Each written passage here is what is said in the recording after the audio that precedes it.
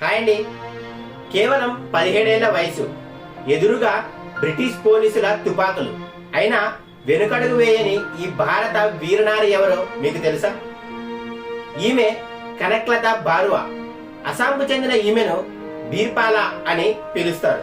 1942 quit India ఉద్యమ సమయంలో దేశం కోసం ప్రాణాలు అర్పించడానికి సిద్ధపడిన చిన్నారి.